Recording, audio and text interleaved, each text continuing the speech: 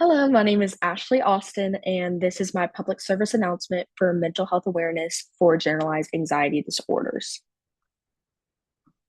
So, our first question or introduction is what is mental health? Mental health includes the emotional, psychological, and social well being of a community or a person. It's very important at every age of life, from childhood to adulthood. It honestly goes with us throughout life and it affects how we think, feel, and act on the day to day basis. So, why does mental health matter? Mental health impacts relationships, productivity of life, and quality of life.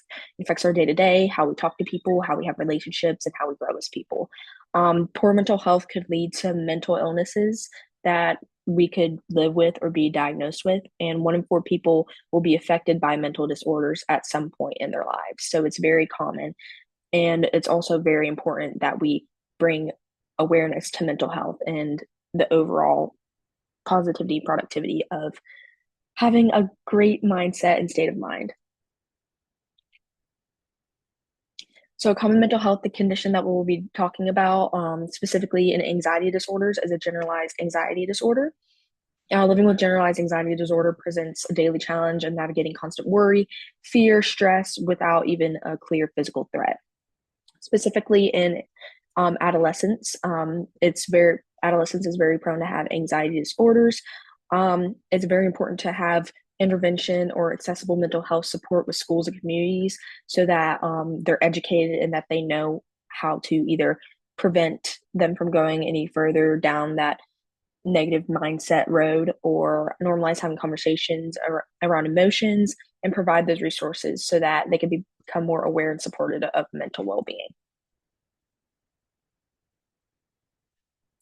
Causes and risk factors for generalized anxiety disorder could range from genetics and family history, where they are genetically prone to get this disorder, traumatic life experiences, either in childhood, adolescence, or just overall within their lives, substance abuse, if they're abusing any substance that may alter their brain chemistry, chronic medical conditions, or just environmental stressors that may cause them to generate this disorder.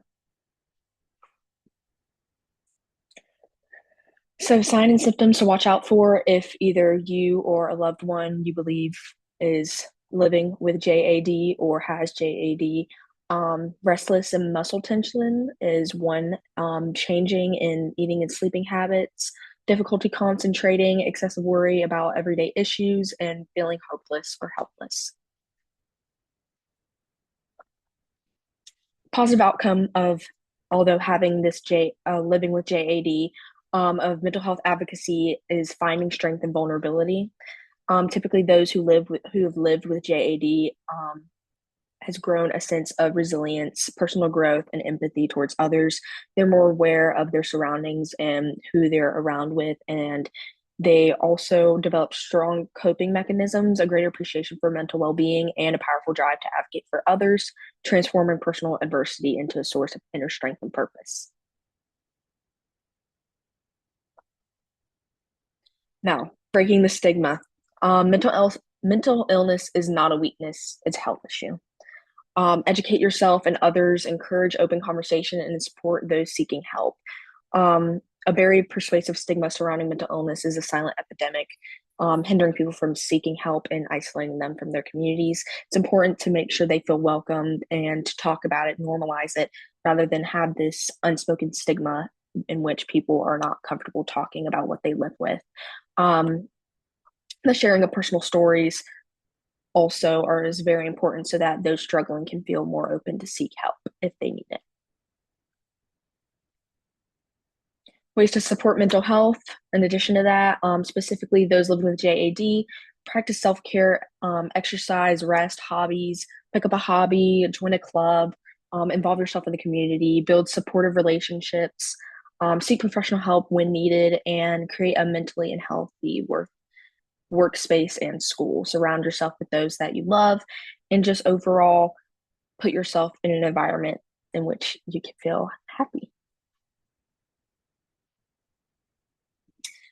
So, final thoughts. Be an advocate for awareness, even if you believe that you're living with it or you've seen others struggle with it. It's important to advocate for yourself and for others. Take care of your mental being as well as your physical, exactly like your physical. Treat it as the same. Mental health and physical health are both on the same level, and they're both equally important. It's okay to not be okay. Speak up, seek help, and stay connected. And let's build a culture of empathy and support for others.